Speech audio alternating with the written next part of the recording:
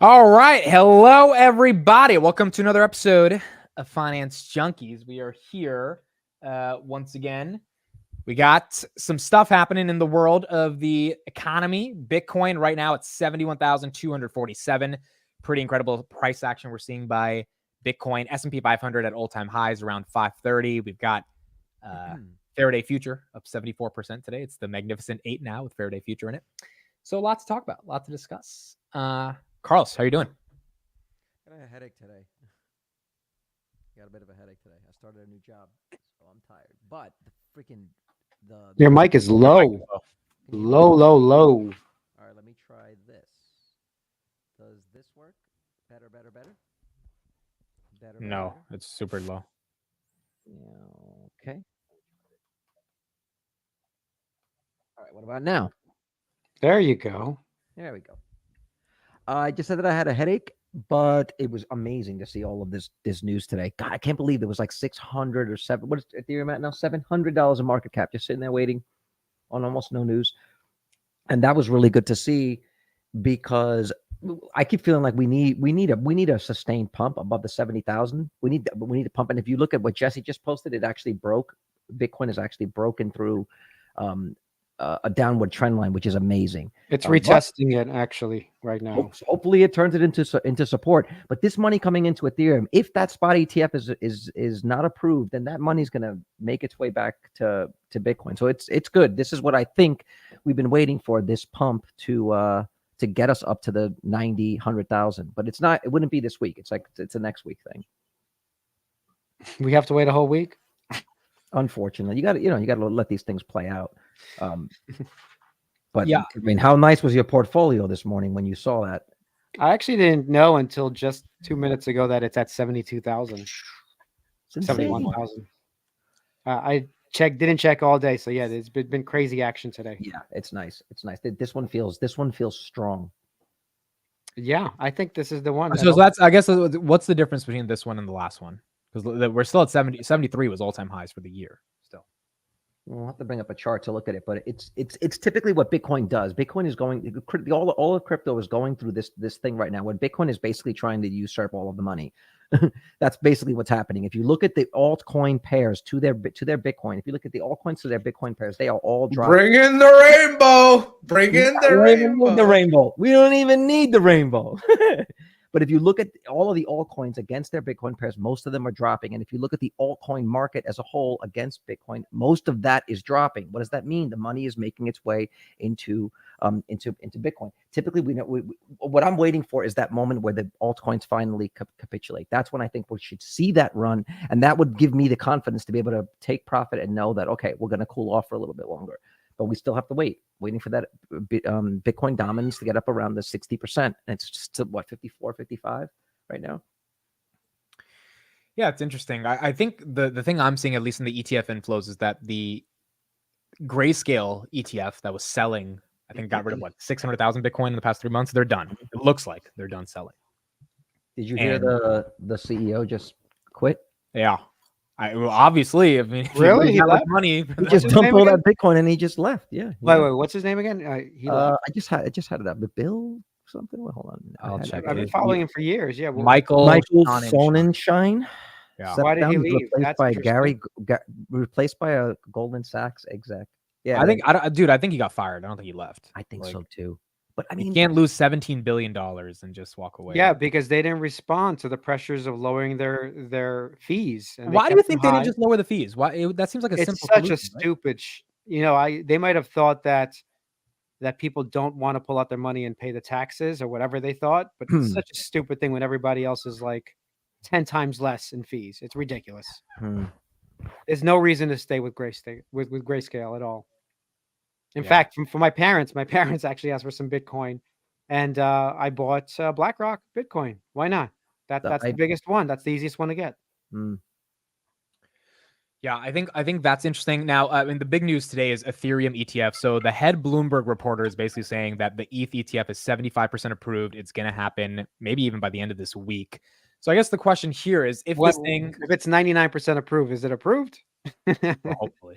I mean, It looks like the SEC is getting, because they don't have an argument, and they know they don't have an argument. Also, there's a political angle for why Biden wants it. I mean, Trump basically said, if you want to protect crypto, vote for me. So I think Biden's now thinking, damn it, I need an angle to get in. If that gets approved, oh my God. I mean, we're off to the races. Okay, so what happens if that gets approved? Serious. Bitcoin, I mean, Ethereum's going to break 4,000. I mean, they're both going to run up, and you're going to see it's insanity. And actually, if you zoom back out on all-time highs, absolutely. Yeah, this is the same sort of pattern that we did in 2019 when we were kind of fluctuating back and forth between QE and QT. So it looks like we're going to essentially redraw that pattern. So you're seeing a moment here where that's 2020. Well, that's 2021.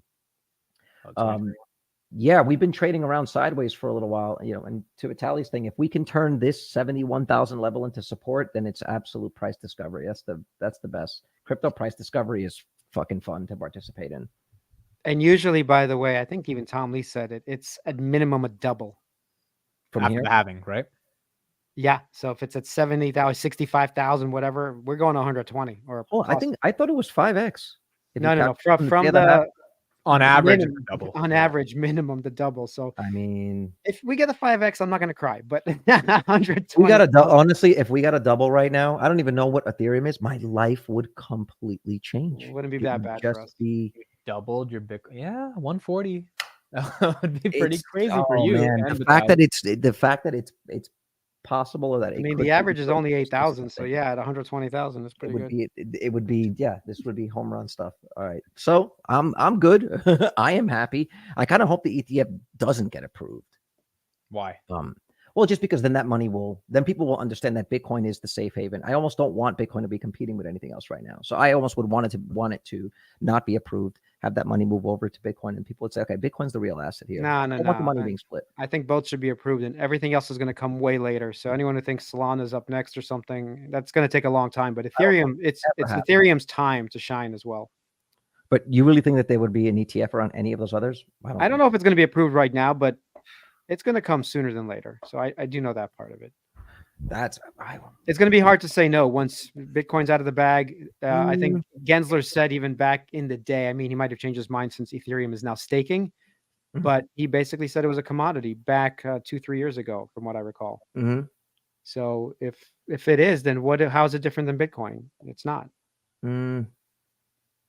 Okay, so let's get into this conversation. Outside of Bitcoin, another stock did well today. HIMS, this thing up 30% on the day. I think KRIS got into this one with some options. I know a lot of people on FinTwit love this stock. Ozempic is the reason. So 2 questions here. Number 1, is this rally real for HIMS via Ozempic? And number 2, the CEO tweeted some political stuff a couple weeks ago. Did that stuff basically not matter because the company's executing? I think we'll start with KRIS, then we'll go to Vitaly.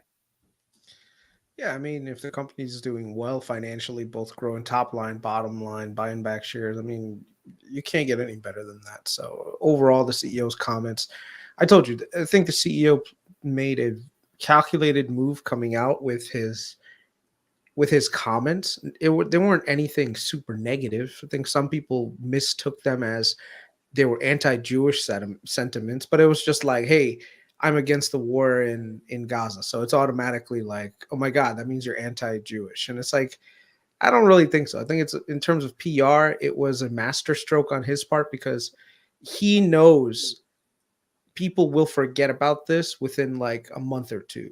The one thing that he was able to do was attract a ton of interest in HIMS overall, and especially if you look at like the Muslim population. Muslims, there's like 1.9 billion Muslims around the world. Even if you got a tenth of that, you're going to get a crap ton of more interest in your company. They're also expanding internationally, so there's a bull case to be made about HIMS, and like I said, the CEO was very smart in the way that he basically played the whole situation. And I mean, I'm sure to some degree he does have some background in this whole thing, where in regards to his personal background, but overall, like I said, this is where I think he was smart. Now, with regards to GLP-1s overall have been a big winner for a lot of people. People are a lot more health conscious. They want to lose the weight. It is a synthetic way to lose weight, but it does, like, added with some exercise and all this other stuff could really help people. So right now, HIMS is in a very unique place where they can have an additional high margin revenue stream coming into their ecosystem. So, like I said, I think HIMS is well, technically HIMS was a no brainer. I don't know what the end point is for HIMS so far, but I'm enjoying the ride while it lasts.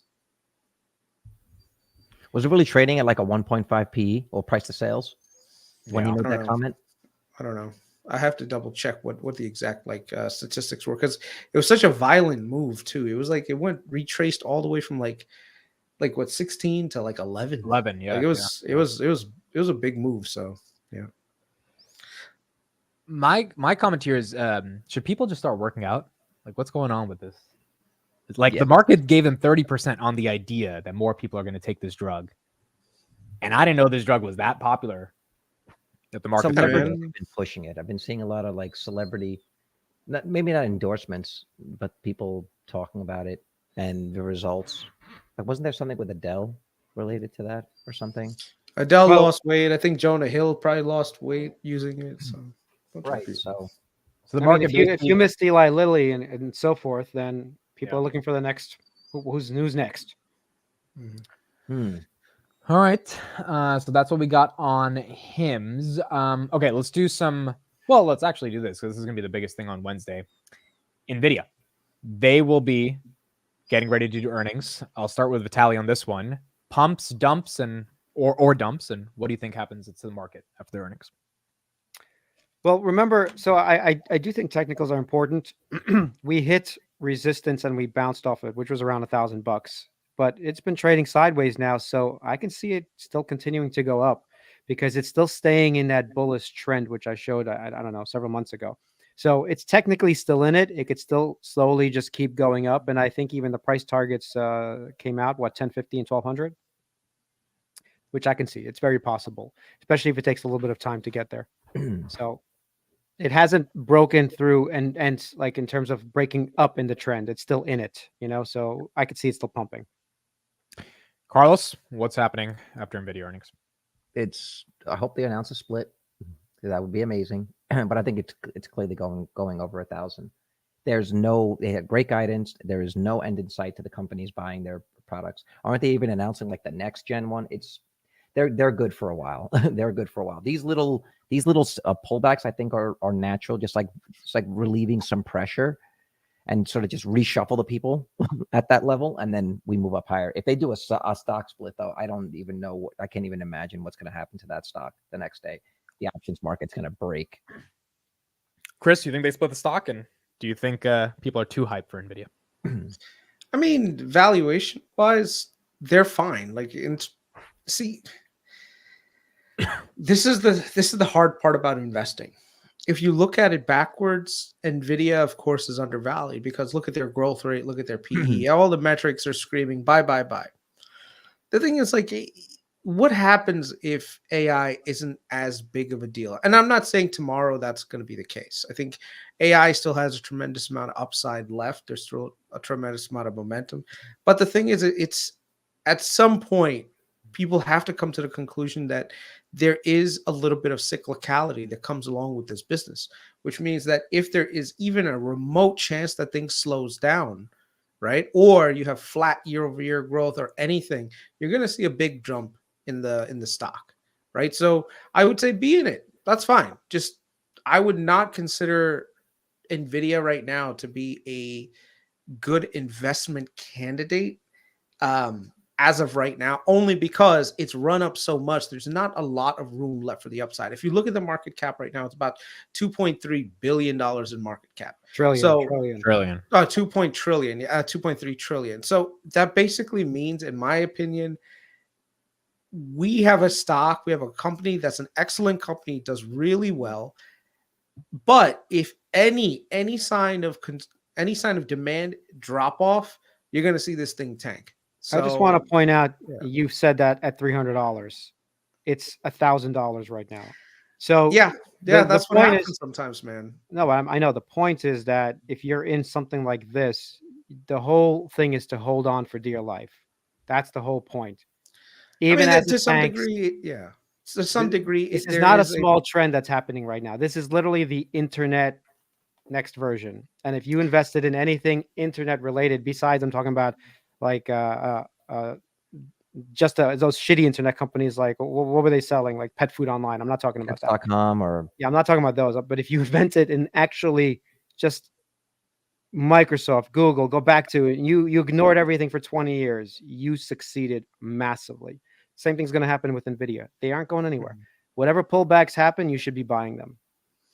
So this is where I think you are correct, where you have to just take two things into consideration. And this is where I think I got a little bit wrong on NVIDIA.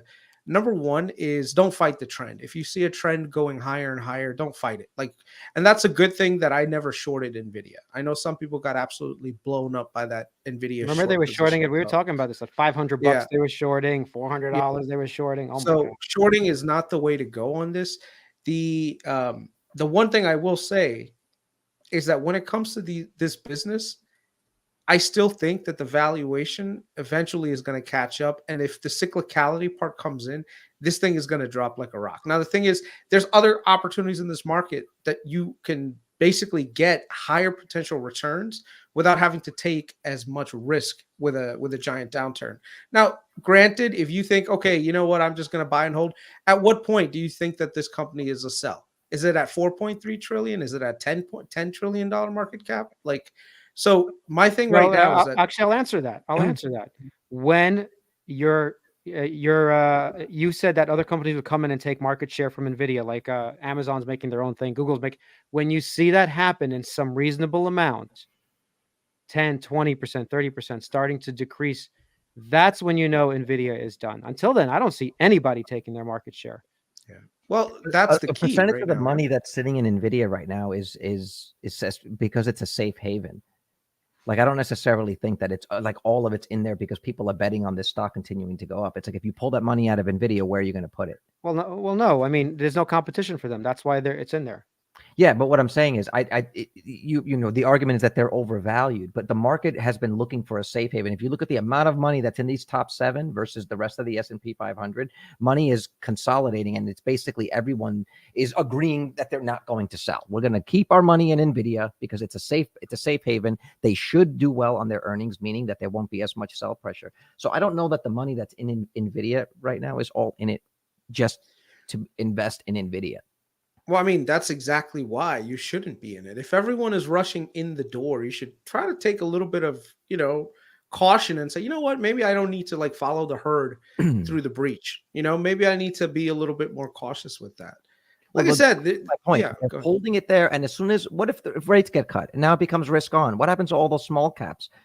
What do you think all that money is going to go? The money that comes out of NVIDIA will just shower all of the small caps that are now not being looked at because we're in a risk-off environment. So, they could end up going into treasuries. You never know. I mean, if we do get some sort of downturn, recession, or whatever, doesn't have to make itself into just the equities market. It could also make its way into the bond market, into other commodities. True. So, I think L Fox has the perfect statement. If you put that up, I missed Amazon at $4, $5, $9, $15, $19, $26, $3,100. Exactly. And the thing is, NVIDIA is going to have a pullback. Absolutely, 100%. Already had one. Might have a bigger one. Might go to $500, which I was waiting for, by the way. Doesn't matter. There is no one that they're competing with. They are winning. And until that changes, until we see something reasonably happen, I don't see any reason to bet against NVIDIA. When you're the company that other companies talk about working with on their earnings calls, you're good. Well, I'll give you a better thing. So when OpenAI had their conference and then Google had they both thanked NVIDIA. So who wins? NVIDIA. Okay. It doesn't matter if Gemini wins. NVIDIA wins. It doesn't matter if OpenAI wins. NVIDIA wins. Anyway, that's the point. And I think people sleeping on that Omniverse, their little AI software packet. I think that's going to be a big deal for them. I mean, right now, a couple of years, but I think that'll be a big deal for them. Yeah. And once again, by the way, I sold out of NVIDIA way early, so I'm just pissed off I didn't keep it. Just FYI. That's what I'm angry about. Right. He's like, it's not. Listen, no one ever went broke taking profits. No one ever went broke taking profits. Speaking of which, what about the Tesla bulls selling their stocks? Was That it was a Warren? big- Warren? We That should was talk interesting about today. Warren Redlick selling 20%. I 20%? just saw that. All right, so Carlos, you set it up because you know Warren. Set it up. So yeah, so there was a tweet this morning. Warren had said that in light of believing that there's a good possibility that we're going to get a no vote on the compensation package and the effect that that would have on the stock, he sold 20% of his position today. And there's been a lot of reaction, let's say, on Twitter, both good and bad.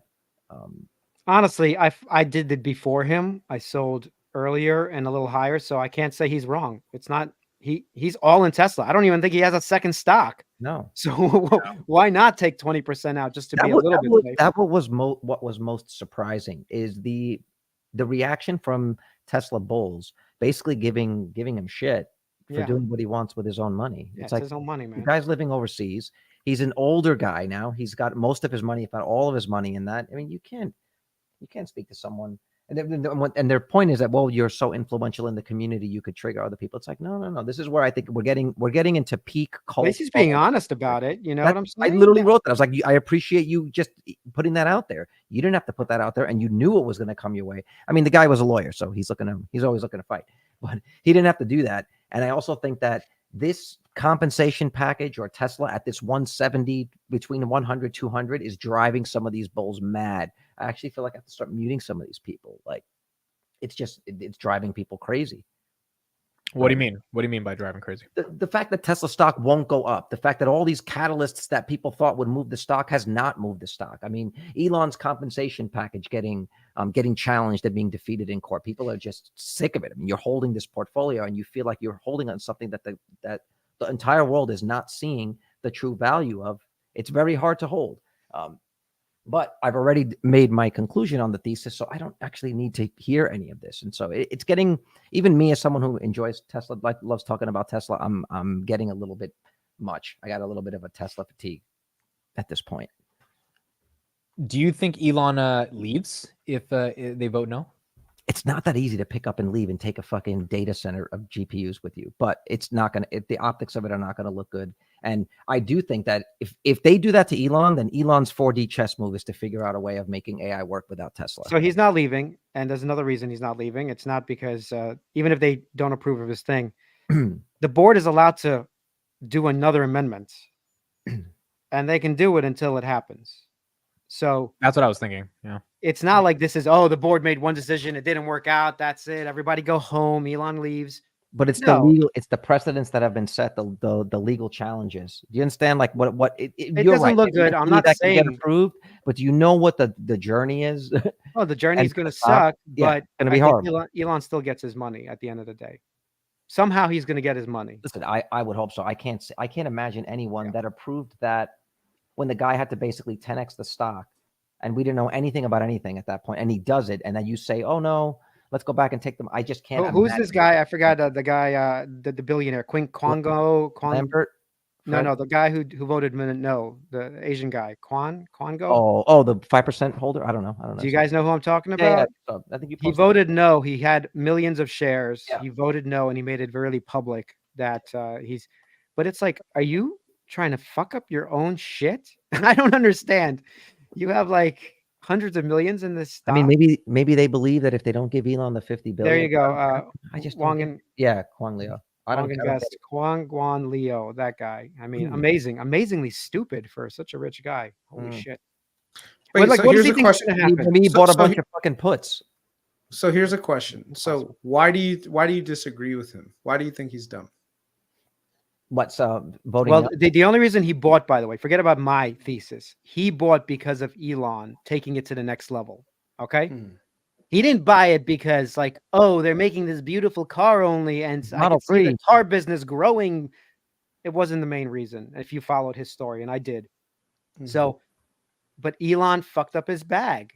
The stock went from $400 where he bought it to $175, and he's angry. So he's looking to take it out on him.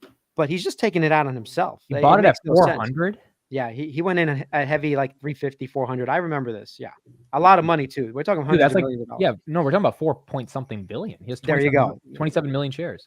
Maybe someone could bring up the stats, but he paid full price. Let me put it this way. Right. So you could understand why he's upset.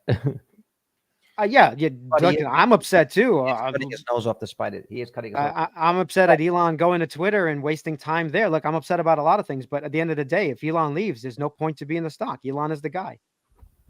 So you think the entire company is hinged on one man? Yes, You think that's I've said that's all that many Tesla times. is, just one man? It's Well, not no. that- Look, not all Tesla's going to Tesla is continue one to be very successful. I think that'll still happen because they still have the car business. But who is really going to be pushing this full self-driving besides like Elon, like saying, no, our next car is going to be this? Like, what CEO is going to come in after Elon and his first move is like, yes, we're going full force, full self-driving. We're moving the steering wheel. No, the first thing the new CEO would do is say, we're going to scrap robo taxis. We're going to do a $25,000 vehicle. It's a two-seat. Yeah, We're going to have 10 models. It's going to be a car company. And then, Y, and then you'll be right, Chris. Yeah, it'll be a car company. And so that's a $70, $80 stock. Yeah. How much is a car company worth? At the end of it. 50 billion, maybe.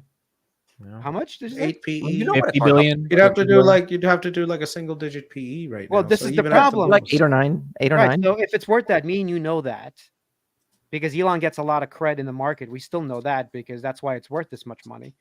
Then, yeah, the stock is going to $50. Absolutely, 100%. Oh, that's the reason why Warren sold. Yeah. Because he feels like if that's actually a possibility, he's doing the math and he's wondering how much he's going to have to retire, and he's like, "Fuck that! $50, $60 stock is still we're now still 3x from that."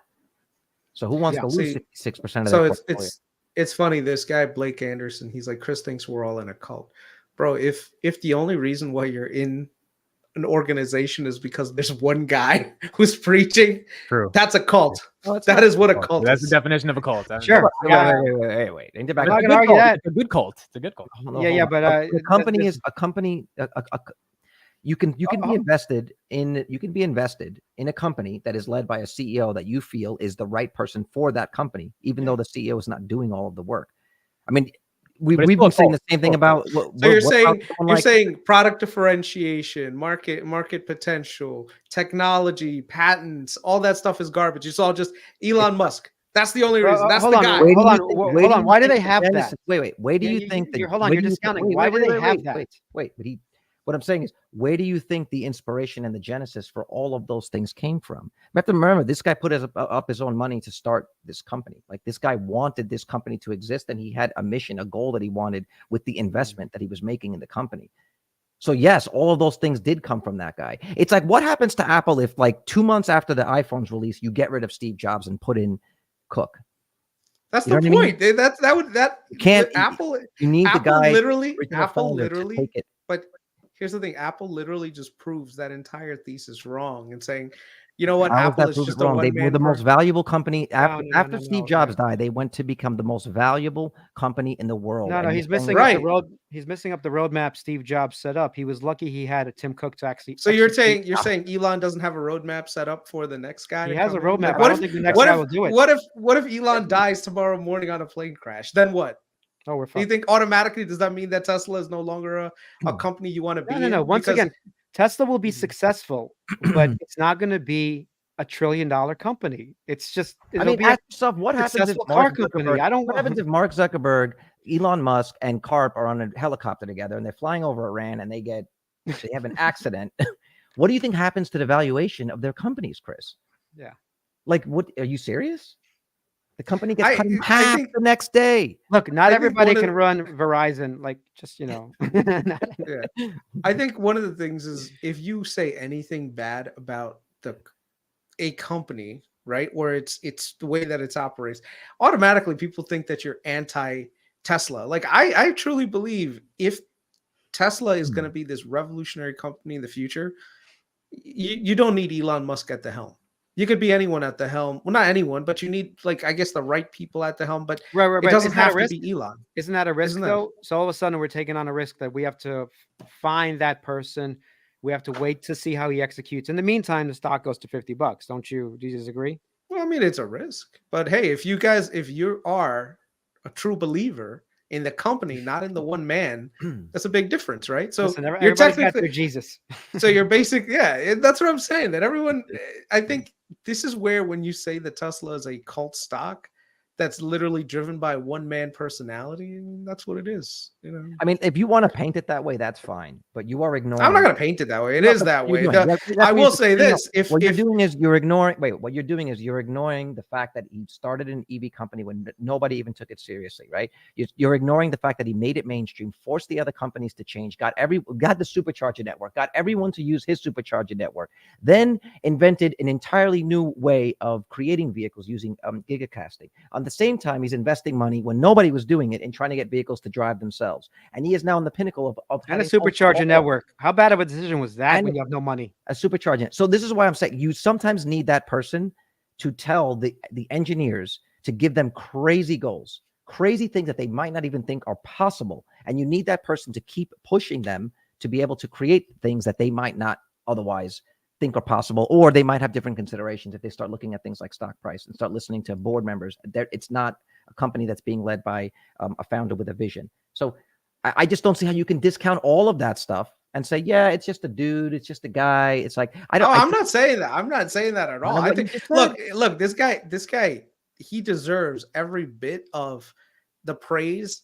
that he can get. I mean, dude, this is not his first rodeo, right? This is his like eighth successful company. This guy, look at SpaceX.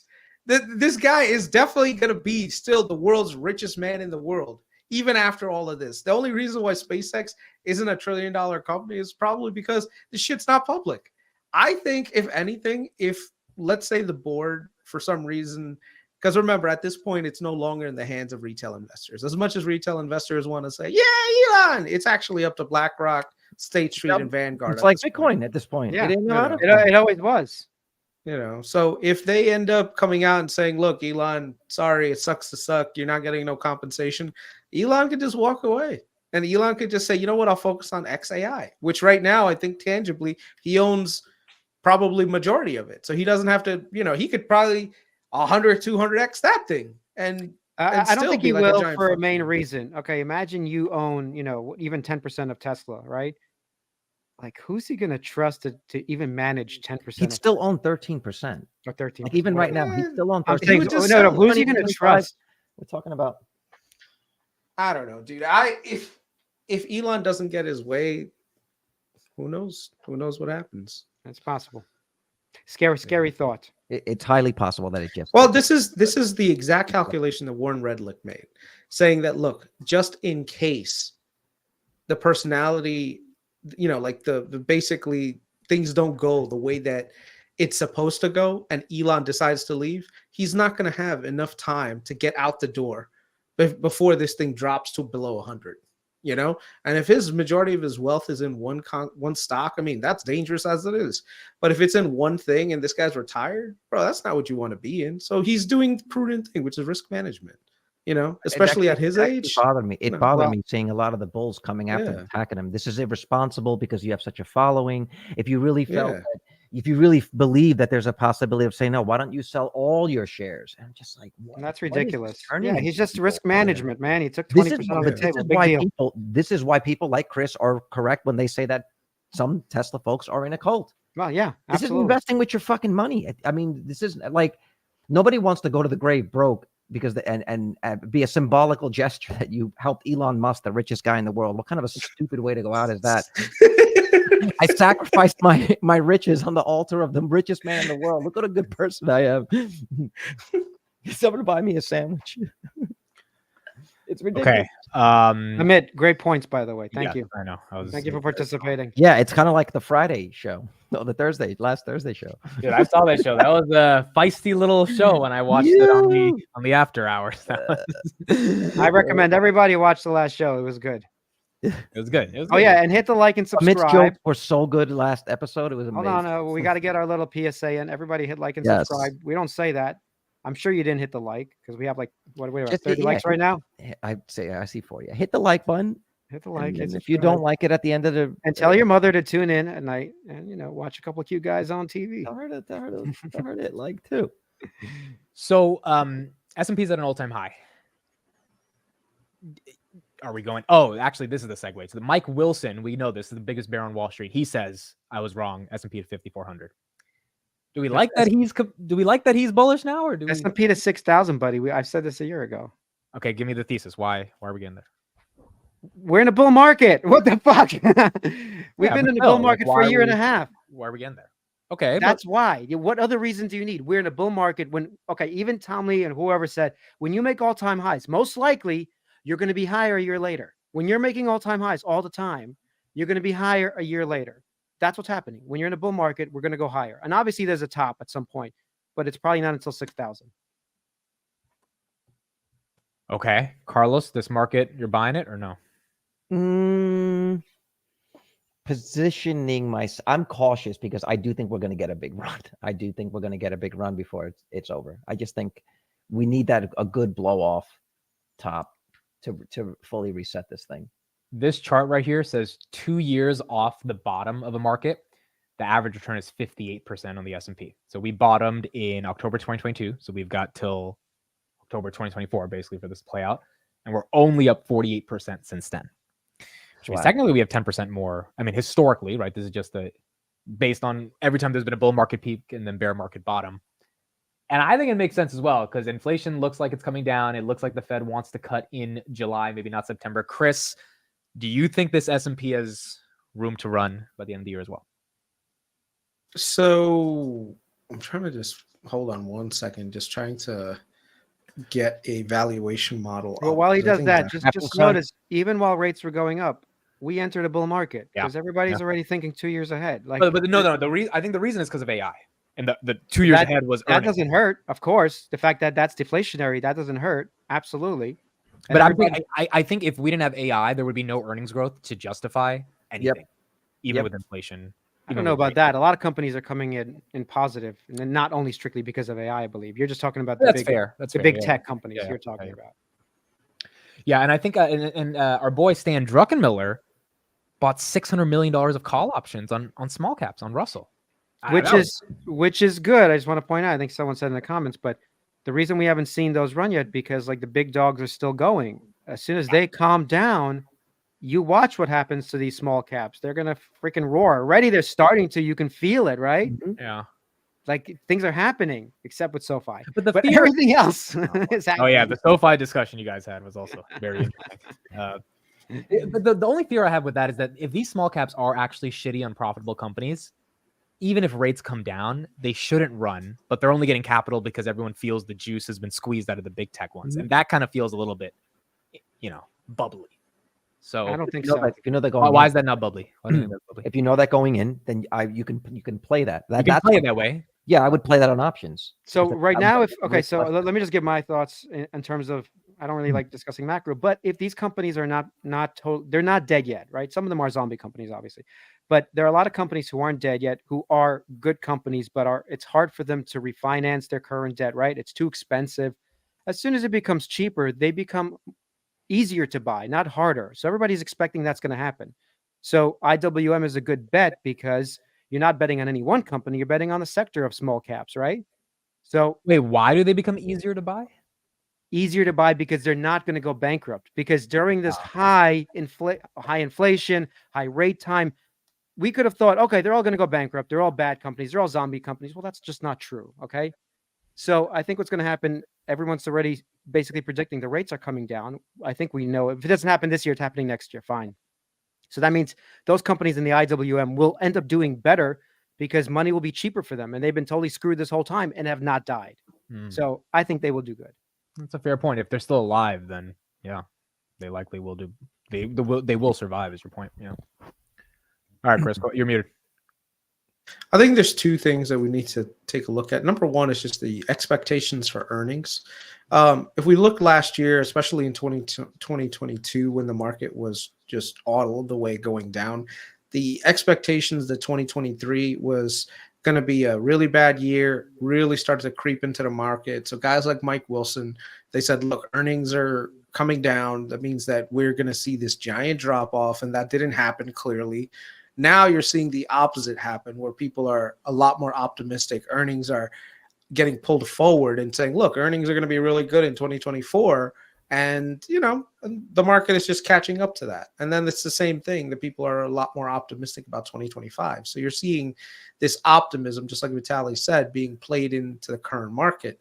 And there's one other thing that's also very interesting. When you look at just the earnings with mega cap. So bring this up real quick. So you can see here mega cap, the mega cap 8, which is your Google, Amazon, Apple, Meta, Microsoft, Netflix, NVIDIA, and Tesla. They have pretty much propelled the market higher. And so you can see disproportionately just the level. I mean, it just goes up beyond the charts.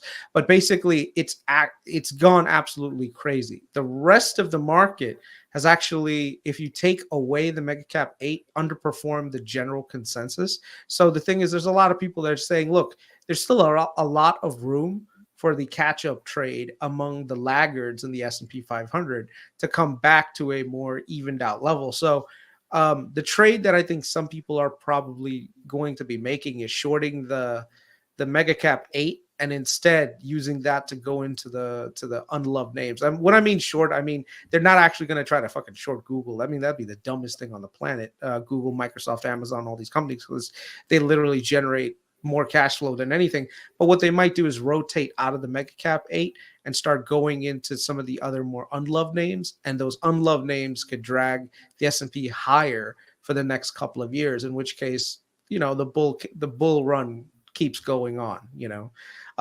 There's also a ton of companies that are still lagging, primarily because of the higher interest rate environment that's been casted for them, keeping a lot of their cash flows pretty much muted, because more of their cash flows, their growth, has been going towards servicing their debt. The thing is, though, if you unshackle them and take away some of those interest costs, that means that their earnings will start to grow again, which means a lot of them will catch up. So, you got to look for the sectors that are likely to benefit significantly from rate reduction and be okay with that. The only thing that worries me is any sort of black swan event that could theoretically raise inflation expectations again, and then have to make the Fed come out a little bit heavy-handed with their policy decisions. Other than that, I think we're in a nice Goldilocks glide path downwards when it comes to the rate cuts. So I think overall we're still likely to get 2, maybe 3 rate cuts this year. What? And then it goes on. Whoa, hold on. 3? Yeah, it's possible. Where do we get 3 from? July, What do you September, mean? December. Right? Why would we get Yeah. 3 cuts, dude? I thought you were at 1 last time. Yeah. I think listen, I think market You it's were at one. zero. You were at zero. No rate Where cuts. do we get Markets- 3 from, dude? That's a lot of markets- cuts for inflation that's still at 5% on services. So this is where I think we're going to have to be very cautious, but I think a lot of the data that I'm seeing is starting to get pulled forward, especially with shelter. Shelter is really, really coming down all around us. Now, that data hasn't made it to the Fed's desk yet, but there are already signs that the housing market is turning over, and shelter is one of the largest components of the reads. And I think once that comes lower, you'll get that. The other thing is Europe has already pretty much forecasted rate cuts starting June. ECB inflation is down to 2.4. So the Eurozone inflation rate is already close to their price price targets. And also, if they start, what you're also going to see is a lot of companies that have the ability to go into the European debt markets try to go in that way and be able Hold to on, start that's refinancing interesting. some of their If debt. Europe cuts rates, you're saying an American company might just get their loan from a European bank at a cheaper rate. Possible, yeah. That's interesting, dude. I never thought of it like that. Well, I mean, if you look at right now, if you have floating rate debt, right?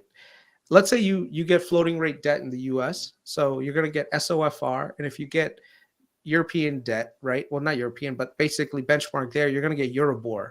If Euribor starts getting cut significantly, you're going to try to issue debt in Europe, not as much as in the US, the only thing to say about, and the other thing is, you also don't want that, because if the Fed keeps the rates high, that means that you're going to have a stronger dollar, right? So you want to kind of go into the currency that's cutting, because that means that you're basically making money in dollars and paying it in euros. It benefits you from a currency standpoint as well. So I think overall the market will get dragged down.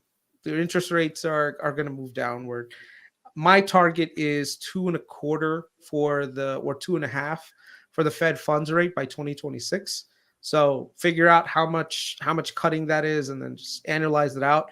And then after that, that's my model right now. So I'm basically forecasting a 2.5% Fed funds rate by 2026, and then do like a gradual cuts that way, and then figure out which companies are going to benefit from that rate cut, this easier rate environment, not fully cut rates, but easier rate environment. Real quick, just to get your thoughts on it. At the same time, we are approaching the cyclical sell in May go away, and we've seen this happen. I think 2 out of the last 3 years. May is almost over. What are you talking Yeah. about? That's what I mean. So are we Oh, so you getting think we are we avoid- getting faked out to create some exit liquidity for some of the big caps to swing over to some of the value plays over the summer, especially or the smaller caps, since it looks like we're going to get a rate cut? There was a Compound episode actually where they talked about the sell in May thing during election years, and they mentioned it was more like sell in June. Oh yeah. I don't know if you guys saw that, but either way, the end result was that it does way better towards the end of the year, Towards the end of the or year. Right. election year. So honestly, even if you're selling, you should not sell this year. This is a bad move. Like this is the year not to sell. Maybe at the end of the year. Or you could say there will be some good buying opportunities this summer. There could be some good buying opportunities. That's Absolutely. what But I'm- I mean, the positions I have, I don't want to trade out of. I'm not interested in that. Yeah, selling no, but buying yes. Yeah, I've been trying to think like because obviously everyone's portfolio is doing good, things are nice, and I guess as you get older, you start to be more skeptical around this time, right? But I don't know. I think Chris is right that inflation will come down. I don't know if we're getting 3 cuts, but I think we'll get at least 1. Earnings are only going to get better. Like Nvidia's going to fucking crush. We know they're going to crush. Taiwan Semi's April sales shows Nvidia's demand is continuing. GPT-5 is just getting started. And by the way, it's so useful now that I'm going to be paying the $20 a month. Oh, you're actually paying for it? Yeah. And not yet, but after the last one, and now I'm using it more actively in terms of coding too. You can't live without it. You just can't live without it at this point. Yep. Yeah. And by the way, let me just show you guys one thing. The 3 cuts scenario is not nearly as it's not nearly as up there as people think right now. So this is the CME watch tool. You know, this Chris, I don't trust this shit, dude, because they said I know. they said 77% we would get 6 cuts in March. So I feel like this is all bullshit, to be honest. This is a data driven, prediction. It's not something that's just okay, yeah, this is what's actually going to happen. But the thing is, it analyzes market sentiment, right? If the market sentiment is moving towards one Bring thing, up the rainbow chart. Come on, the rainbow chart. This is as good as the rainbow chart. No, but the sentiment. This is Chris's rainbow chart. The sentiment right now is that the first rate cut is likely, from a highest standpoint, is going to be in September, followed up by another one in December and November. So there's just like, honestly, the September makes no sense. That's literally the election. Does not make any sense. Why would No, you got to do it before the election. What do you mean? It's got to be July, September, December. That's what July, September, December. Yeah, like you start in July, September. Don't do shit around the election. I don't know if it's and then coming that after the soon. election. You're saying in a couple of weeks. July. Maybe. No, July is still like a little bit away, but it's like I said, it's going to be all data driven, right? So if a lot of this inflation data starts to come up, and remember, a lot of this stuff is comped against last year. Summer of last year, oil prices were where? If you guys remember, where were oil prices? Yeah. I don't remember. I don't buy gas. So. They were super high. And Amit doesn't know how to drive. So there you go. What do you mean I don't know how to drive? I know how to drive. So if gas prices have a last car. year How about were that? super high, that means that there is naturally going to be a huge downward move going forward, because if gas prices are $80 this year, last year they were 110 at this time, right? That means that inflation was carrying much higher at the time. So the weighting is going to be a little bit weird too. So I think overall we're going to see lower inflation reads from now until the end of the year, and that'll give the Fed every reason to cut. My biggest concern right now with regards to the Fed is that they don't cut soon enough, because now you're also seeing unemployment starting to rise, right? Is So it over remember, they 4? have it's close to 4. So That's they have a dual mandate, right? One mandate is to control inflation, but the other mandate is to try to do as full employment as possible. So if the what do you call it? If the unemployment market starts to turn, and we start to see like what do you call it, a lot more layoffs and stuff as well, that'll give the Fed enough cover to say, you know what, even though we haven't hit our 2% target, we've did enough to get to the point where it's okay to start cutting a little bit, you know. Mhm. I would like to end it off. Maybe you can help me with this, Chris, because I've been watching oil. So I've been watching this chart very closely. I haven't made a move or anything, but let me just show you.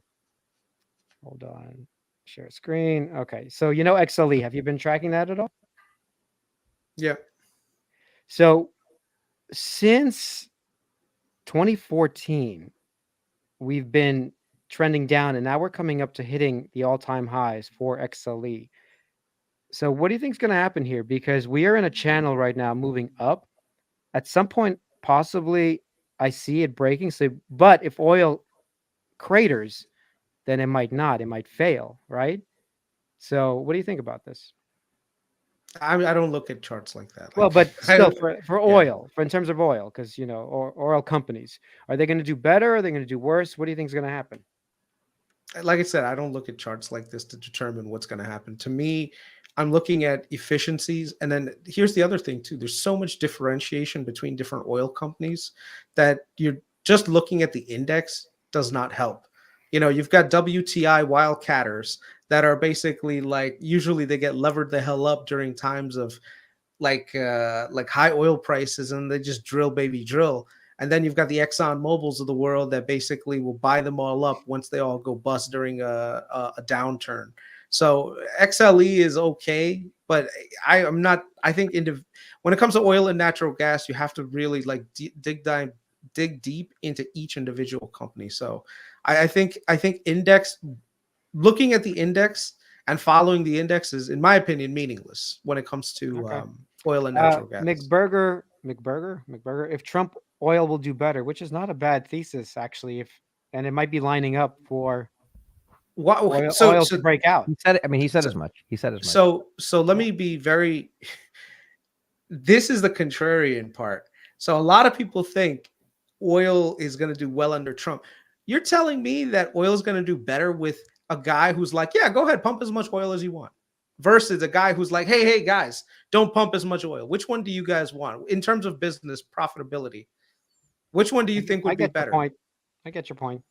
I see what you're saying about the supply and demand, but I can see him wanting to. If Trump's goal is to be popular, his goal is to keep oil prices, gas prices low. That means calling Mohammed bin Salman and saying, you need to pump more oil. Let OPEC's taps start fucking flowing, right? So which one would be better, Biden or Trump? I just learned that Mohammed bin Salman is the guy in charge. Yeah, he is. He's the king of Saudi Arabia. He's the prince. Yeah. MBS. Hope he doesn't take any helicopters anytime soon. Stay on the ground. I mean, okay, let's end on that. Like, what's going on with this Yeah. helicopter in Iran, dude? You guys think it was Apparently the Iranians are like, this is America's fault because they won't give us the spare parts for the helicopters. It's like, who the fuck told you to buy American helicopters, you dumbasses? Yeah. Well, I saw the weather. It was like pretty shitty weather when they were flying. Yes, but I think it was a weather thing. But I'm wondering, am I naive and this was actually a hit job and we're told it's the weather? And also, why would Iran want to blame? I mean, I don't think they.